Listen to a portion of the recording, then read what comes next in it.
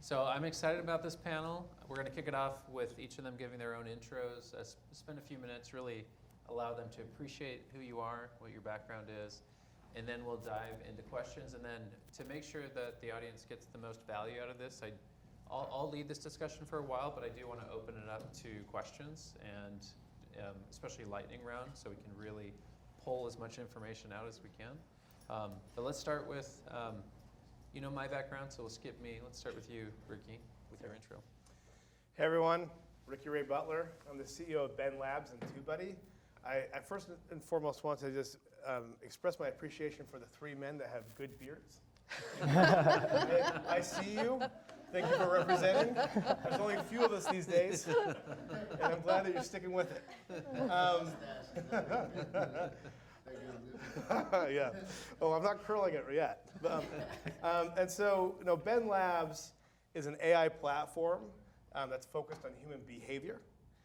And what we've learned is if you can contextualize audiences, as well as contextualizing the content that they're consuming, you can get very accurate in predicting outcomes, whether it's viewership, whether it's engagement, or if it's actually sales, either retail or digital. And what we've learned, when you take a data science, machine learning approach to media, the creator economy and entertainment is where you get the gold mine of unstructured data that we have found makes the biggest difference in both contextualizing and making predictions. Great. Wonderful. I'll continue. I'm very happy to see the women in the room, actually. It's not just only the men in the beard, so I'll continue that spirit. So thank you.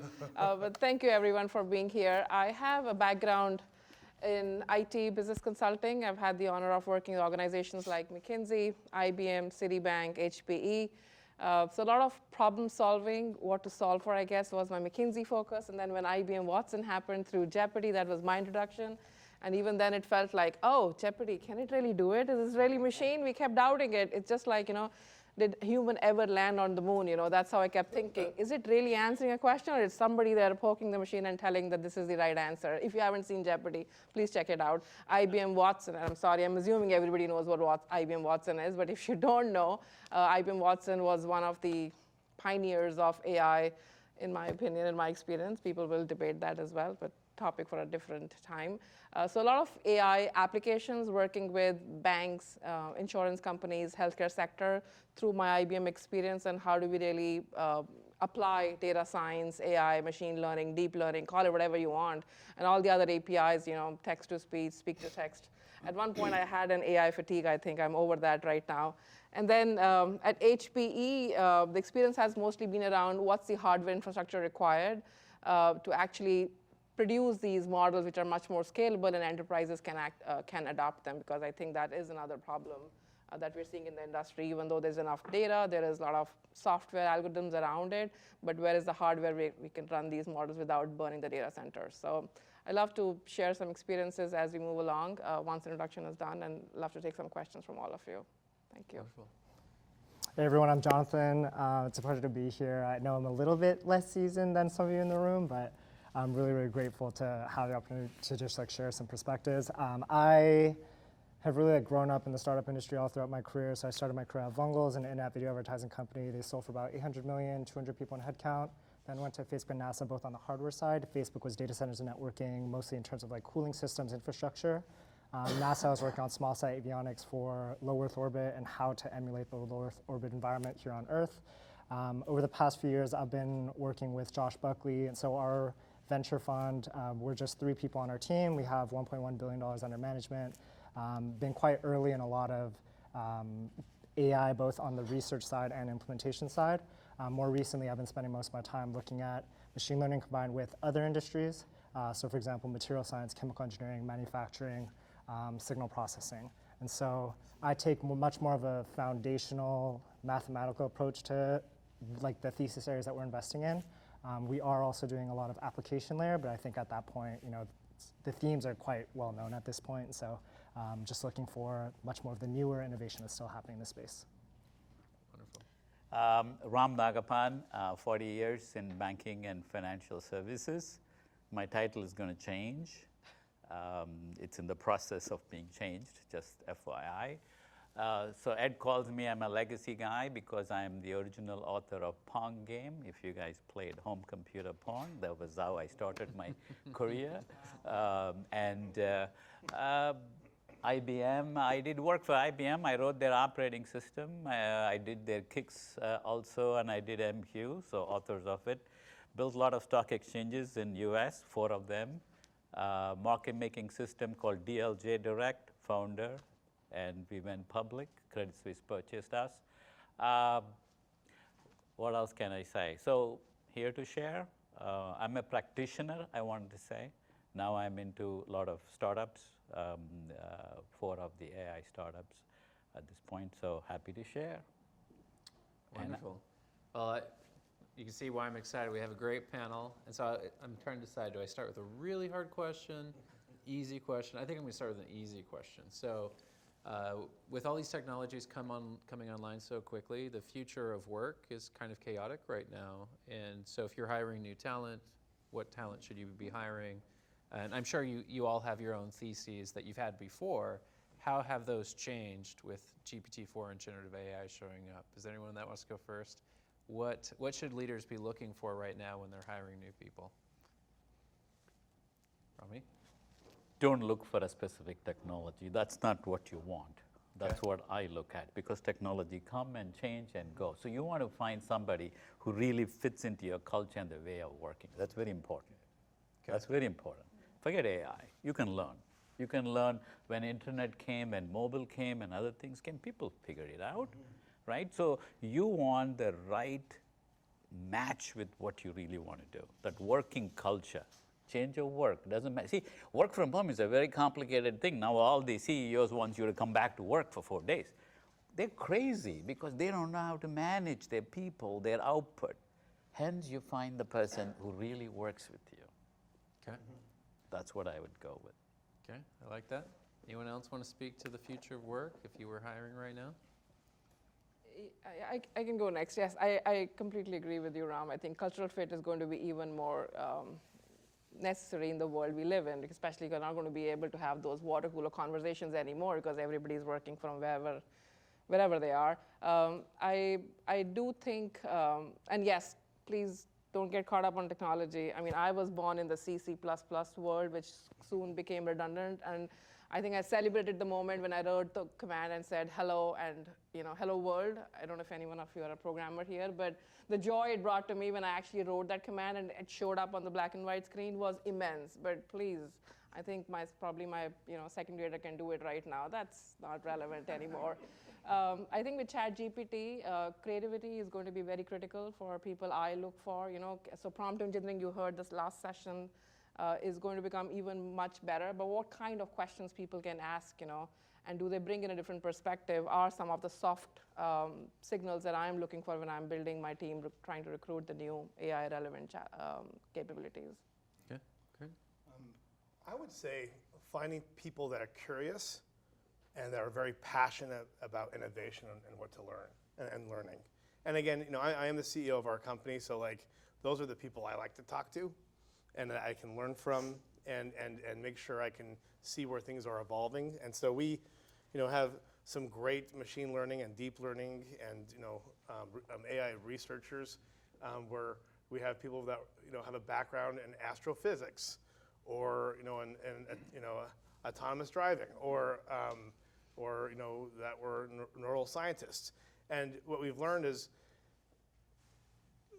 we get really excited whenever there's a breakthrough. So if OpenAI or Gemini or let's say if Sora ends up being very successful, we are building the architecture when it comes to human behavior and media. And so we have our own proprietary data, our own proprietary models, but whenever someone comes out with a breakthrough and it helps at all with contextualization or when it comes to helping us better scale what we're doing, we get super excited. We just add it into the architecture. And so we're really focused on the physics. And if you're focused on the physics, making sure that you understand from A to Z what needs to be happening, you make sure that you get a diverse group from different perspectives that can all add to the puzzle that we're working on to see success and great outcomes. Okay, I like that. And Jonathan, I guess there's a few approaches you could take, because what's the competencies for founders you look to, or what's the competency for the future of work that you hope joins your portfolio companies? I think for me, just like general curiosity has been really important. I think cross-disciplinary expertise has also been really exciting to see, where, for example, like certain techniques that we're using in machine learning today were initially invented in like pharmaceuticals or chemistry a long, long time ago. And so if we look at like graph isomorphism as a problem, that's been like a known science within the chemicals world for quite a long time. And so I think it's like being open to bringing in different perspectives and understanding like at a systems level, what are the most important levers to pull, and then ultimately do you have a team that is curious enough to be able to bring in those different perspectives and adapt to them. Okay. Perfect. Just Yeah. don't look for people who knows prompt engineering. Because that's just a transient, that's temporary. Actually, the AI is built totally messed up because you have to talk it in a certain way to get the right answer. Think about how bad that is. That's going to improve. So it's a transient knowledge that you really need, which is okay. But it's not like, don't staff up with people with prompt engineering. No. Well, I think that pivots my next question. So how is prompt engineering going to die? So right now, there are people in the room that are better at prompting than other people in the room. Maybe they've practiced, maybe they've looked at some tutorials. Is prompt engineering going to matter in the next year? I gave my answer. Yeah, right? you gave your answer. So does anyone else disagree that prompt engineering? Well, I have an opinion.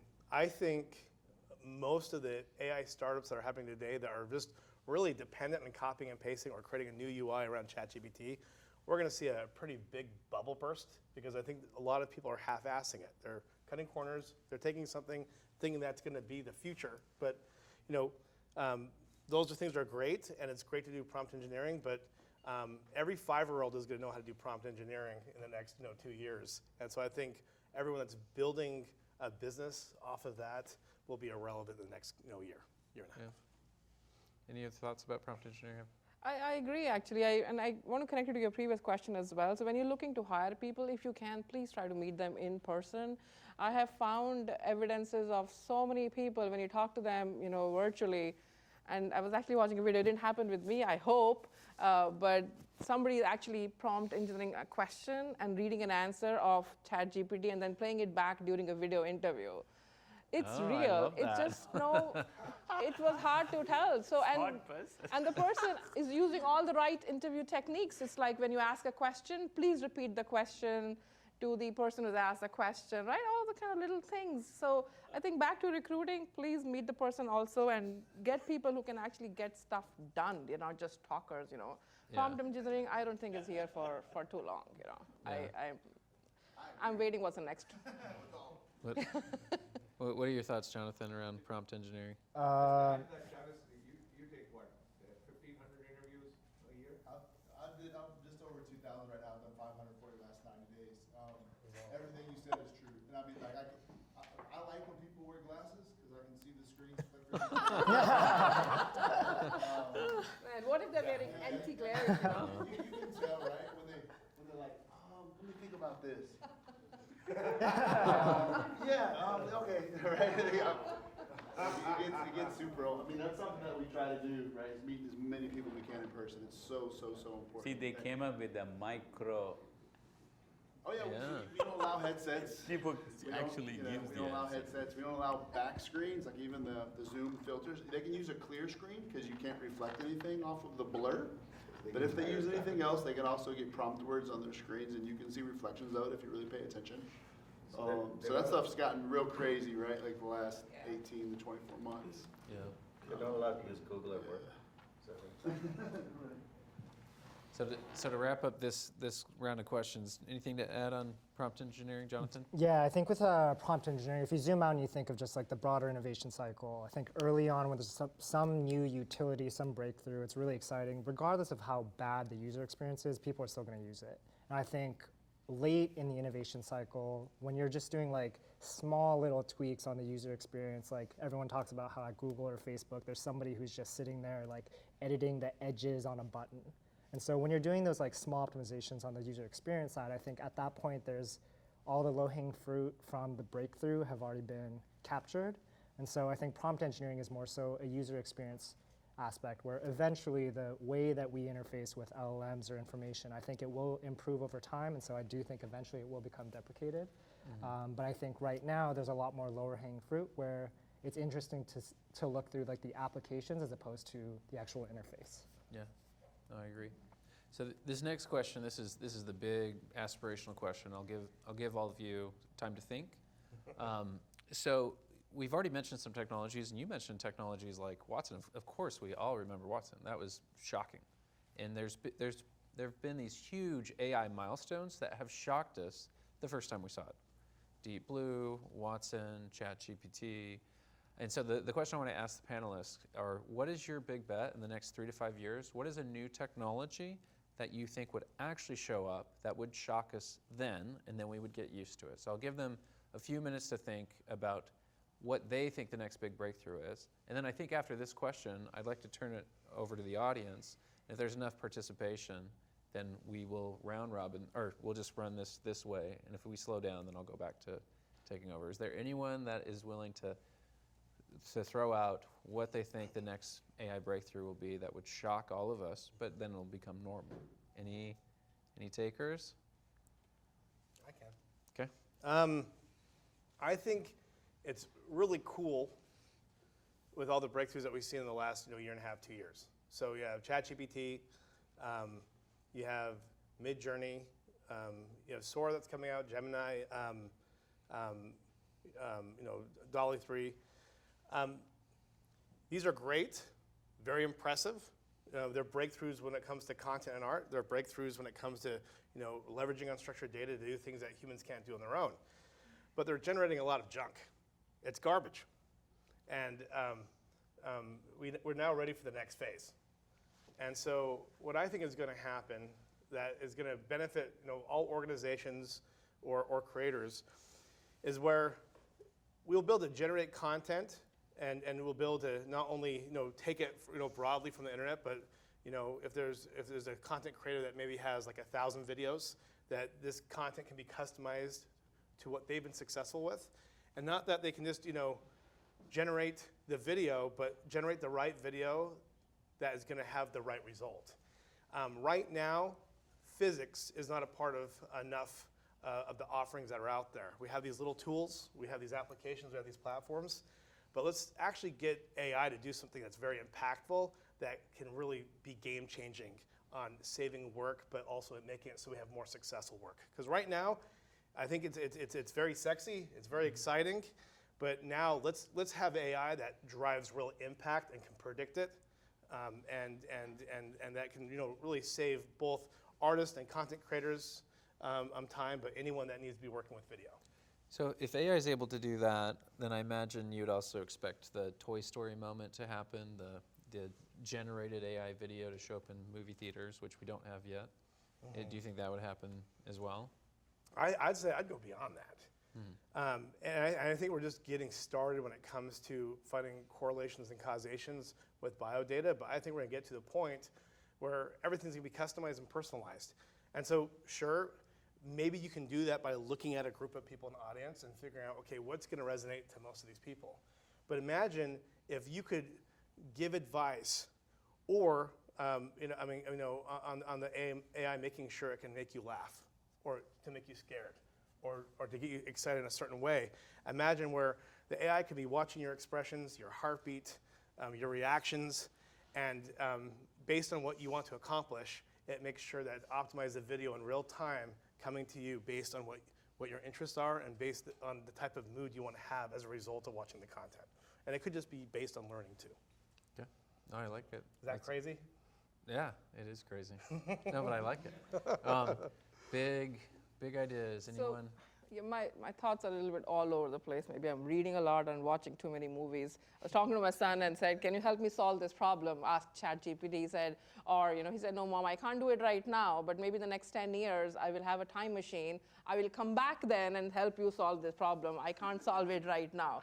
So this is a little kid, who is telling me this. So it just makes me think that future is bright. The future generation will do stuff that at least I can't do it right now.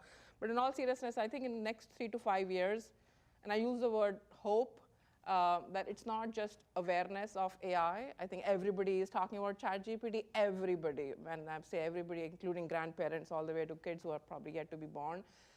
I hope there is more adoption.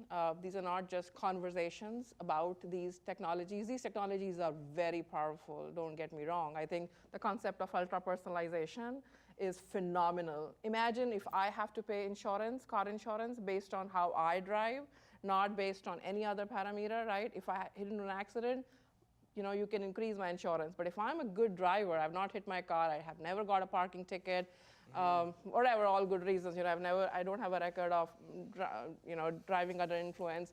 Charge me lower money. If you get to that point, which is real implementation, I think I will be a happy person.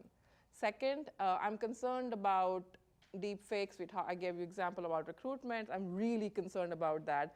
And so I hope that corporations don't get too greedy, respectfully, and do invest the time it takes to actually build transparent, trustworthy, responsible AI where there is no discrimination.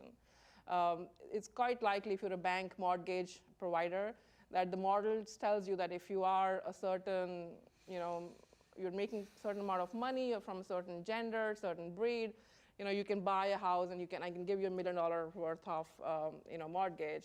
I just hope there is transparency, then these models are not biased. They look beyond the potential of a person to make those decisions and make those recommendations. So I'm hoping the responsible AI companies take it more seriously. The third is on the infrastructure side. The reality is the amount of energy that's consumed to actually run these models is phenomenal. It's beyond belief. We will run out of electricity, maybe not in the next 3 to 5 years, probably in a decade, if we keep going at the pace at which we are going. So I really hope some of the VCs will go invest in hardware companies or software companies who make these hardwares better optimized. So we don't have to, we can provide this technology to more versus only those who can afford it. Because I do believe technology is very powerful. I think it creates a completely new spectrum of things people can do. So if you can make it more affordable, more sustainable, without impacting our climate, for example, I think it's in better interest of all human beings versus corporations, again, becoming too greedy. So more wishful thinking, whether it will happen or not, I think it's going to be dependent on a lot of factors. Yeah. And I actually have a fourth one, sorry, Okay, I no. cheated. So regulators, we're all hearing every country is coming out with their own set of regulations. I think Europe is much more tighter, I guess, as compared to the US. We are more liberal here. I just hope as globalization has been here for many years and it continues to get better, there will be one global standard of the do's and don'ts and the wrongs and the rights of what you can, of ethical AI, let's put it that way. So I just, again, hope for that. That would happen in the next 3 to 5 years. Okay. Anyone else have a big bet? Yeah, in terms of, I guess, big bets, I think there's 2 ways to think about that. One is just like from the innovation side, like what is the actual breakthrough that opens up new technology? And so from the AI research side, it's like you'd think through like AlexNet that happened in 2012, which was image on the images. We have BERT models, transformer models, but these things don't mean anything to general public. So I think the real barometer is like what has enough public awareness for there to be a lot more excitement and attention around it. I think right now a lot of the rhetoric in the media is like AI is this broad thing, and it can be anything from LLMs to robots. And I think like the nuance in what is feasible on what time frame, I think right now it's very unclear. And so I think the next big moment for me is when people understand in the real world what it looks like for AI to have an impact on their day-to-day life. I think right now everything what we're seeing, it's all virtual, it's all on a screen. I think like seeing new music and new images and all this stuff is exciting, but I think autopilot is really the only real world application that we're seeing for autonomous vehicles where it does change your day-to-day lifestyle. And so I think that next moment, it will have to be something in the physical world. I don't know exactly what that looks like, but I think it will be like a step function improvement in just like what your quality of life looks like. Yeah. Rami? So the AI, what we have so far applied is nothing. It's not even there, okay? Just imagine why it's even happening is because of a compute power, right? They taught me the same AI 40 years ago when I went to school, but it didn't really got applied. The compute power. So the bet I'm going to make is on quantum computing to get me the amount of power that I really need. And I can actually apply this in the areas that you have never imagined. Okay? I'll tell you. Every industry will have a digital twin. You go into your lab, you see the entire industry, you make whatever it is, and it's going to be applied.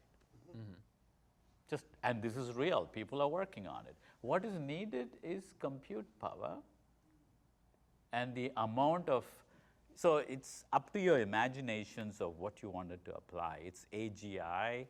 It's going to happen. I know you mentioned about banking, mortgage, finance. Meaning, I can tell you the trading is going to get completely gone crazy. I don't know whether that's ethical or responsible. I cannot speak to it. But you're going to have multiple computers trading in a forex market, let's say. What's going to happen? So it's going to be a very interesting field. The regulators are always behind. They'll only come when everything has gone loose, right? Which we know. So, but that's the nature of it because they cannot regulate anything up front. So this space, I feel, serious amount of application is going to happen because enormous amount of compute power is going to be made available. Yeah.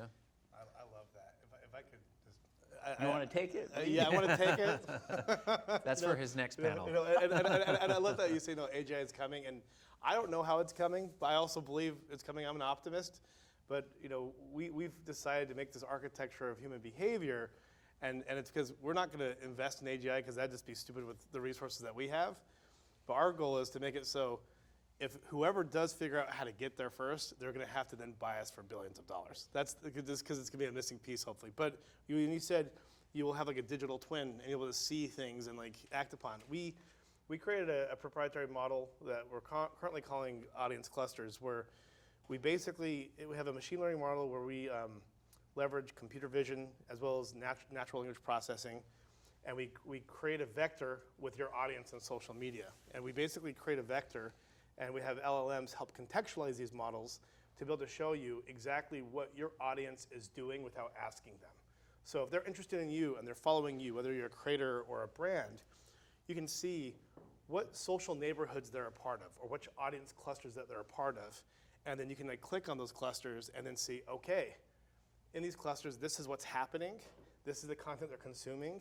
And then you can start getting recommendations on how to better understand their interests and then how to better communicate with them. This is one thing that we've just recently seen breakthroughs with. And what we've learned is even before we start training the AI to help people drive impact in media, just understanding the clusters can make a difference of 25% increase in your click-through rates in a campaign. Yeah. And so it's just getting started. I say what we're doing right now is basic compared to where it's going to go.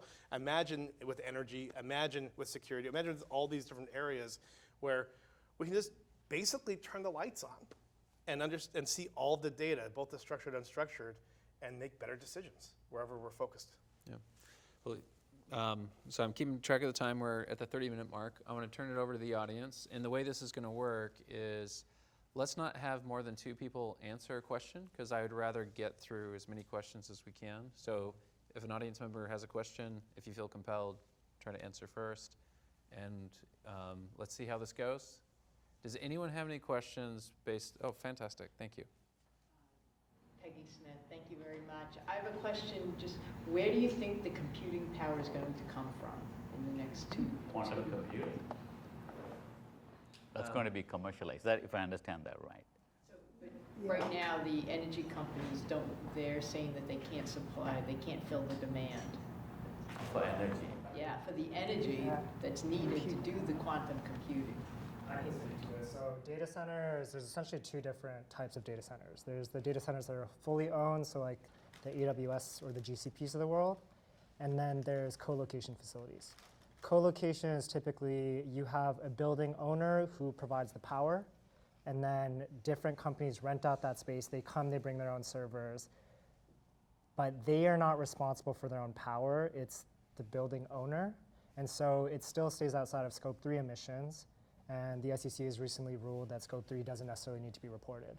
And so I think the energy constraints will continue to increase, where in California, for example, today, 10% of the energy consumption comes from data centers alone. I think that'll only continue to increase. And the problem for data center companies is that there are not enough sites that have strong enough power lines coming in to be able to stand up a new facility. The US government and Siemens, they've allocated $3.9 billion to updating and expanding the utilities grid. But that is bottlenecked by a transformer shortage. And so from a supply chain standpoint, there's not much that you can do. I think in the short term, we're seeing companies like Amazon just purchased a data center right beside a nuclear facility. And I think that model will become much more common. We're seeing a lot more of these companies that are building small subscale nuclear fission reactors. And these are very well known in terms of design and usage. The go-to-market for those is primarily through defense, but I think there will be an application that's used for data centers. And then beyond that, it's ultimately like, how do we solve the duck curve problem? I think there are a few companies that are actually building distributed energy grids. And so we see like Base Power and then other companies that are embedding powerful batteries within homes.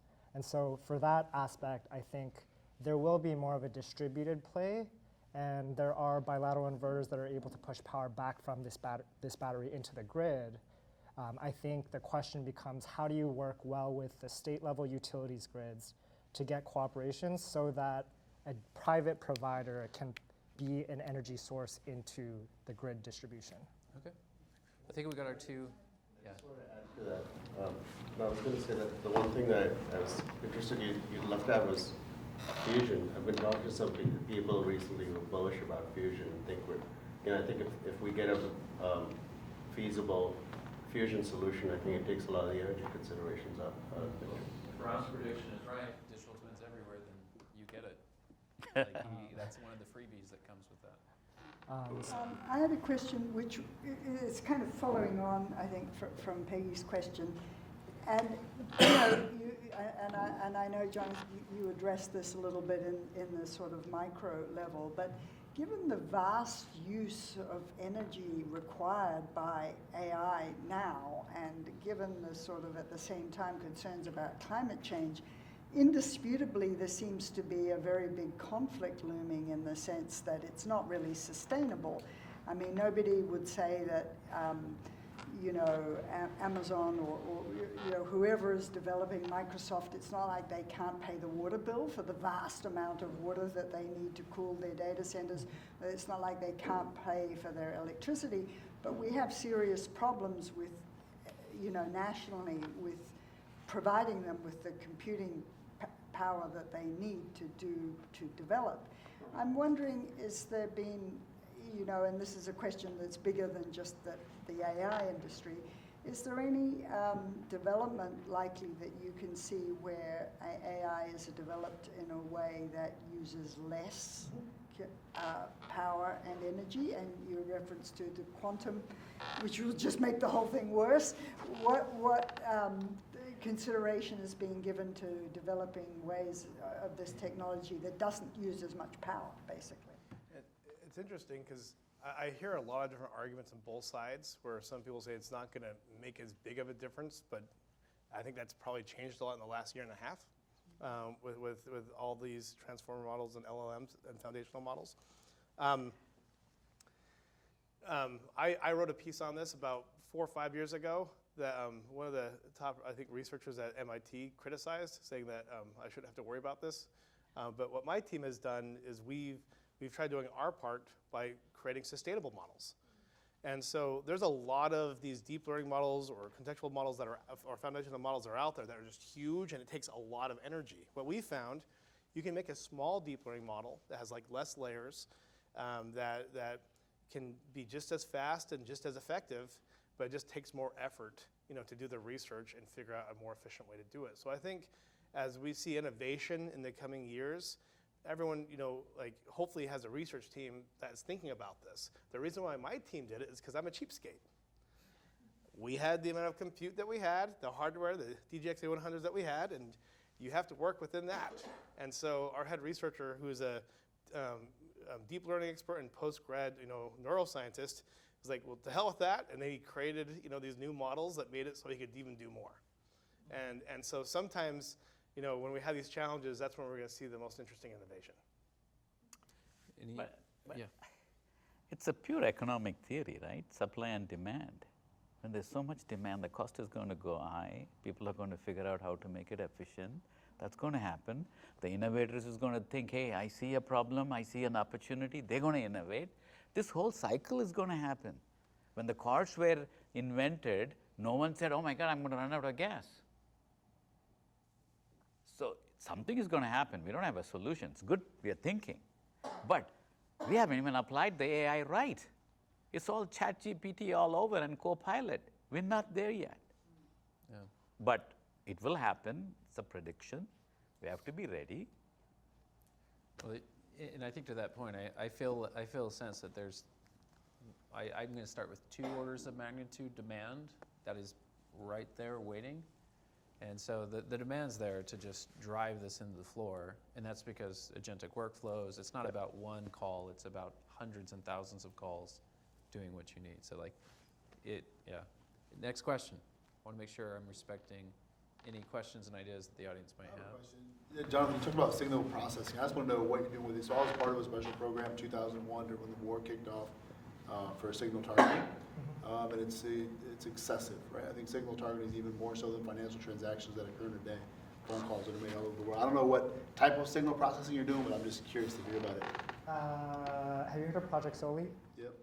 So that company, so for everybody who doesn't know, Project Soli was a team within Google ATAP. ATAP was essentially like DARPA internal at Google. And so these small groups of people were fixed on different projects, and it was mostly research that could potentially lead to commercial application, but didn't necessarily have to.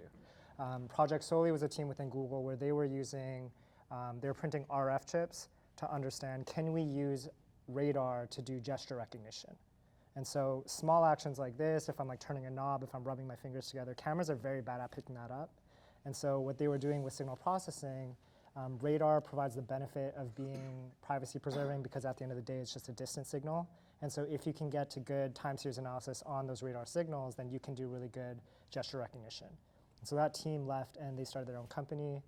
The idea is that you can use commodity hardware to understand people and how they're operating in geospatial proximity, like what's around them, how are they interacting with the people, the technology, the things around them. I think that's one example of the real world applications where I'm really looking forward to. But it's essentially, it's similar to like the... Super cool, especially tied to what he's doing with digital entertainment, AI technology, how you can infuse all that, like especially from geospatial views from underground to space, and how do you see all those objects, those motions that are associated with it. So you can think of this as just like a repackaging of the 2014 through 16 wave of IoT. Yeah. It was the promise that was never delivered by low energy Bluetooth. But now you don't need the actual hardware devices, you can just do it for the software. I'm going to try to phrase this in a way that's coherent. It's a little bit of a futurist question rather than a right in the here and now kind of question, but the insight about interviewing in person kind of led me down this thought process, which I think a lot about, which is, does the advent of this, and particular to me, I'm a software engineer by trade, and I hire a lot of people who do software engineering.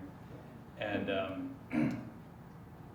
the point about, these people are interviewing using ChatGPT as a stand-in for crystallized knowledge that's been acquired over years of training and real material expertise in these fields. But particular to coding, I think that this is the sort of battlefront that we see this really manifest. And you see this trend happening already in terms of the erosion or even exodus from youth coding programs, from interest in this, because in the same way that we sort of outsourced having to be a knowledge expert in deep history and having all that stuff onboarded into your brain, the same thing is coming for these other disciplines. And so, I think 10 years from now, 20 years from now, will we see a point in time where it's simply not relevant anymore to know how to do these things, which then asks a question of the substrate on which this stuff is built requires deep expertise in these fields. does it matter that humans do that work, or will machines be doing that work, and there simply will be no need to have a definitive Rolodex of software engineering and programming languages and skills in that field anymore? And how does that make you feel? I can start with that. I think back in the days, there was a point in time in my career where I was hiring a lot of database administrators. I wanted everybody I could grab, under this planet, based on demand there was, right? And then that evolved into data engineers, data scientists, I guess, in a few years. I was still hiring for that talent. I did not need as many, and I needed people with very specific expertise, right? I did not need database administrators anymore, because the technology had evolved so much. So in my opinion, I think there will be an evolution of kind of skills required. It's not that, I am a firm believer that with so much of data, we will have more choice points to apply those decisions. So I will still need critical people who can make, who are curious, who are creative, who are willing to take risks, and hopefully are responsible and ethical AI. So I will still need human in the loop to make those decisions. From a technology perspective, I think in my career, the roles have evolved significantly with low-code, no-code technologies coming in. I really don't need as many people to actually build a UI UX, but I still need, that has evolved into a designer who can understand what kind of consumer interaction I want to drive, what kind of brand I'm servicing. So how should my color scheme look like, for example, right? Very specific examples I'm going to share with you. So I think I still need people. I need, the skills have evolved in 10 years. Will I need still people who know how to code in Python, because that is everybody's language these days? Maybe it's going to be Gemini or some other animal, who knows. But I think there will be a demand, lesser evolved, new skills needed. And actually, if digital twins really come to life, and that's a term I think I heard for the first time 10 years back. We were talking to a retail company, and they were saying, oh, I need a digital twin so people can come and experience the clothing they were trying to buy. So in that world, I don't know what skills are needed to build digital twin, but I think whatever that would be, I will still need people to maintain it. They may not need to know Python, but maybe there's a new language that comes up. That's what they would need to know. That's what I think. How it makes me feel, I'm so excited. and so let's talk about from the perspective of artists.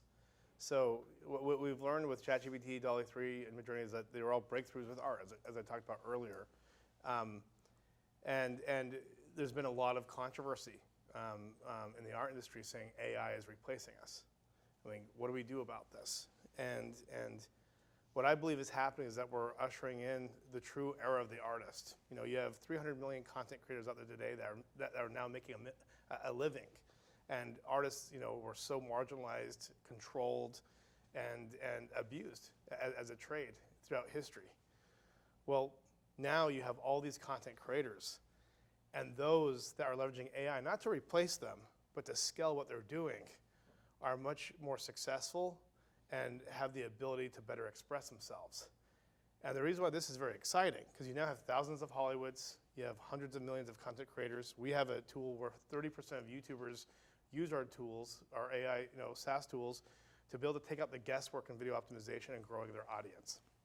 Well, the reason why this is so exciting, and I think people call it the creator economy or entertainment, but I think a century from now we're going to look back at today and think, whoa, we saw and witnessed the era of the artist, the first time ever where these artists can self-express in a way where they can be independent and have tools like AI, so they're not going to have to depend on the studios. They're not going to have to depend on the TV networks or the social platforms, where they can take out the guesswork and scale up and better do what they do best in that self-expression. And the reason why that's important is art is what preserves history. It's what preserves culture. And what we've learned, it's the best form of data. It's the data that doesn't fit into a spreadsheet. It's the audio, the video, the large groups of texts, the images. It's the data that fuels the AI to do things that are supernatural. And hopefully we can learn from this data and have a better future. With all this self-expression, maybe we become more inclusive. Maybe we become more open-minded with politics. Maybe we could have a future that has less war. I think as we empower that self-expression to happen at scale, I think, yes, there's going to be tedious things when it comes to data or when it comes to painting or whatever that is maybe going to be something that gets lost. But what we've learned is when we're able to predict which content creators drive sales in retail stores, well, that comes from the audio. Well, there was a lot of complaints with the Writers Guild of America this last year where their main strike was around AI. Well, what we've learned with our ability to be able to predict 8 of the top 10 new TV pilots before they come out for the last 5 years. One year we did 10 out of the top 10. You want to know what the most important data feature is? It's not the celebrity. It's not the director. It's not the distribution. It's the synopsis or the script. And so what I think is going to be happening is we're going to be seeing a lot more activity from here, where we're not going to worry as much about biases. We're not going to worry as much about the tedious things. But we're going to be able to see humanity raise up and do things that we've never imagined and leveraging our brain in ways that we never thought was possible. So that's why I'm excited. I agree. We've got 15 minutes left. I want to make sure we move through these questions. My question is more of a here and now question. So AI has been around and we've been using it for predictions and recommendations. Generative AI is new. So just curious if you can share some of the use cases or applications of generative AI within your companies or Someone else that hasn't spoken in a while? Whoever's jumping on that question first should go. I can speak to use cases now, actually, because we're in the middle of a lot of them. And again, I'm sorry, I don't know what everybody's background is, but banking, anybody? Bank insurance? No surprises. Customer service, I think, is a startling use case of generative AI. So back in the days in IBM, we used to do these short tail, long tail questions. So every question we would create an answer, and that is the answer you will always get no matter how you ask, what you ask sometimes. I think that's how it used to feel. But now ChatGPT can actually help you create responses, customize responses. I haven't yet seen the ChatGPT generated customer service, sales, and servicing chatbot in production. But I can tell you that there are many financial organizations who are experimenting with that. I'm also seeing in the equity space, equity research. Again, back in the days, we used to call some discovery service. What's a discovery service? Actually, I think we went through a lot of name changes, doesn't really matter. But the idea was how you create synopsis of a financial analyst on the Wall Street technically is expected to read many hundreds of pages of documents, come back with an analysis of what he or she has read, and also make recommendations on top of it. Should you invest in Jonathan's VCs or not, for example, right? Now ChatGPT can do a lot of that analysis based on not just those 300 reports that you're feeding into it, but actually looking at a lot of multidimensional data, which could come in any kind of format. So I'm seeing those use cases being put into production, and I'm very happy about them, I will tell you that. That's what makes me happy. I'm also living in the moment right now. These are kind of things we've been talking about for the last, at least my life is 10 years back in the AI world, and I'm finally beginning to see these take off. Language translation is another very interesting use case we may not recognize, but there are a lot of people out there who necessarily don't always speak in English language as their first language and tell you exactly what you need, especially wives, I think, and husbands might agree with that. We say something, but we mean something different. But I think ChatGPT is solving for that translation challenges as well. I'm seeing it predominantly. Healthcare, surprisingly, regulation is holding us back in many dimensions. But I'm learning this from my husband, who's a doctor. I think there are more use cases in experimentation where machines are reading your radiology reports and your blood work and your ancestry and coming back with recommendations and saying what kind of treatment plan I'm supposed to put you on. So those are like some new, they're not new.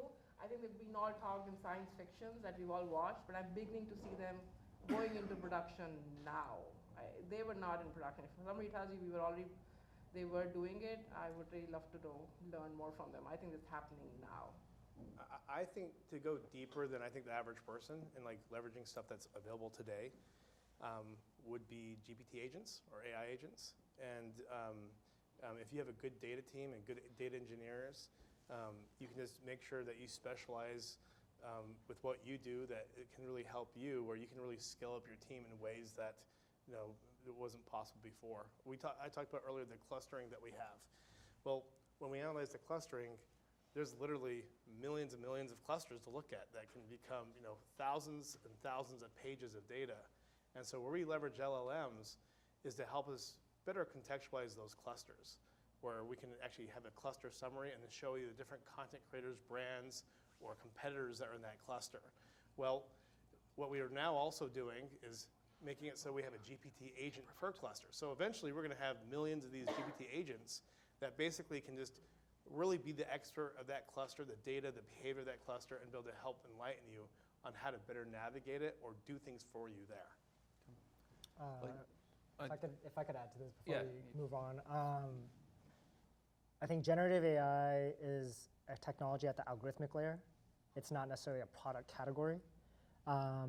Where generative AI, if you want to define it more clearly, it's the fact that you are taking probabilistic models to do like next token prediction. If it's like NLP, it's on the vision side, you're looking at like clustering surrounding pixels. And so it's a probabilistic basis for some conclusion that you're trying to draw.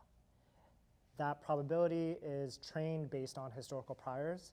And so the shape of your model is highly correlated with the bias that exists in your historical data. And so with generative AI today, I am a little bit more skeptical because I feel like the use cases that a lot of folks are excited about, if we're looking at like finance or healthcare, for example, there's so much regulation in those industries because the downstream consequences of what applying some AI technology could create a lot of negative effects. And I think from what I've seen, there's still a lot of apprehension from larger companies to adopt some of these like generative AI technologies because there's no categorical guarantees around performance. You don't actually know what the output is going to be, and you can't guarantee that it stays within certain boundaries. And I think, I'm not sure how exactly we solve that. The Band-Aid solution right now is essentially like you do internal prompting. And so models, when you train a model, there's usually another LLM internal to the actual global model that you see. And so the model is giving an output, and then a different model is asking like, hey, is this right? And it's similar to doing what a prompt engineer would do, but it's happening under the hood. And then it continues doing that until it get a good enough answer that that's what's ultimately surfaced to the end user. I think that's going to be game changing. That's what is game changing with agents. As like you get more and more specialized, checks and balances. But also making sure, I talk about having the physics in place, making sure that as you create a robust system or platform, that you have models specifically focused on model drift. Because we've had times where we've been able to customize models to do certain things where they become extremely accurate. However, over time, things change, behaviors change, data changes, platform changes. And so it's good to make sure you have models that kind of just become a check and balance to make sure, as you have a lot of different things you're working on, in our case, hundreds of clients, the models that are working need to stay consistently working. If there's data fade or if there's anything that's disruptive, having a system that alerts you so it doesn't get lost. So we're going to wrap the panel, and we have cocktails after this. And not all the panelists are running off. I can't guarantee they'll be here, but I'm hoping there's a chance that you'll be able to talk to them one-on-one, and their answers will be even better after a few glasses of wine. So one more. So maybe to end, just really quick, what is something you could each tell the audience that would inspire them? What's the big idea? It's your final chance to push something out there, and yeah. Is that the hard question?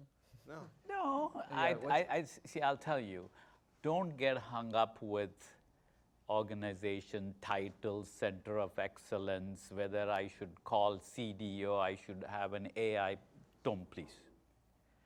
The success is going to be understand the problem right, that you can apply. You understand the problem right. Because you have a central AI team in a big enterprise, you're going to solve, you're not going to solve. You have to understand the problem. And I think that's what I wanted to have a takeaway, is to understand the problem. Gen AI alone is not going to solve everything. You got to mix many things. As I think Jonathan rightfully pointed, it's not going to solve you. You got to bring the traditional aspect, this, and then you also said if you're going to do autonomous AI, have two things come with the same consensus, go execute it. This is all going to happen. Keep that in mind, and I feel the future is bright with this, more applications to come. Perfect. Okay. Next big idea, thing to leave with the audience.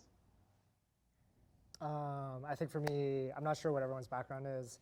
I think from my vantage point, it's quite clear that like AI is here to stay. It's just a question of like, what does that look like? What does the application look like? And so I think what I would leave you with is just being conscious of like, right now all the top AI talent goes to 1 of 5 companies and they're all within tech startups. And so ultimately, like, how do you best position yourself to attract some of that talent going forward? And there will be new, very strong ML researchers that come out of undergrad, out of master's programs, but will they continue to flock just to startups into tech, or is there an opportunity to really bring that culture internal to other industries as well, and what's the best way to go about doing that for better long-term change? Start with this little story, okay? So ultra personalization, customization, all of these are great examples. So this morning I went with my dad took him to a doctor. There was another patient who actually told the receptionist that, can you guys please stop this? She said, what happened? He said, you've been texting me, you've been emailing me, you've been calling me, not once. 30 minutes before I was supposed to be here, you were calling me again and reminding me that you have an appointment. If I have an appointment, I will come. So stop, don't call me so many times. So I need you to understand, I think technology will become cheaper, better, sustainable, all of that fun stuff will happen. There will be digital twins. Just keep consumer, who you are servicing, whoever it is, please keep them in your mind as you come out with the technologies. You know, ChatGPT will keep prompting. It's ChatGPT's job, you know, to give you answers more than once, right? So let's not forget consumer in the mix, I think. You know, you specify what they need based on what their requirements are versus I've got a tool, I'm going to use it, whatever you want. So I think that's my big takeaway. Everybody's a learner professional. So you just saved some energy by not sending multiple texts. Yes, we'll do all of that also in the process. But doesn't mean, I mean, if you have, hopefully we don't have nuclear bombs that we have to blast them, you know. Just take it easy, I think. Okay. Then you're the final one. Ricky, what's your? I have a really long statement that I am prepared to give. I was joking. I know you're worried about time. I think truly, you know, making sure, and especially with talent, having purpose with the technology that you're creating and that you're developing. We've attracted a lot of really good talent, and we don't have the budgets of the Googles and the Metas and the OpenAIs, but we're working on really fun, cool stuff. And we've really had a lot of fun in the process. You know, 10 years ago when we first started our research and inventing new tools and models, you know, Ben actually was an advisor of ours at the very beginning. And that's why you're doing so well. We had to replace him quickly. That's not true. No, really, Ben is like my sensei of AI, and like, you know, we've been geeking about this stuff for like 20 years, and Ben really pushed me to start really experimenting and not just researching, but you know, trying to do things, and was there to really guide me through it. So I've actually known Ben my entire life, so it's kind of fun that we're both in this industry now. But I think having purpose is very important. And so, you know, knowing the problem and then having a purpose to solve it, I think it just makes it a lot of fun. Just like every industry now needs an Excel spreadsheet. I mean, we all use it if you're a lawyer or a doctor. That doesn't exist for video yet. And video, I think, is the most potent and more impressive data. And so there's just so much to do and so much to learn. And I think we're just getting started. I think we've only seen baby steps up until this point. Okay, round of applause. Let's. I just wanted to make a quick comment. The panel helped me get an insight that I was struggling with for almost the last 5 years. And it was, what will we name our next generation? Because generations were named after Greek alphabets. We had X, Y, Z. We ran to the end of the alphabet. We started with alpha.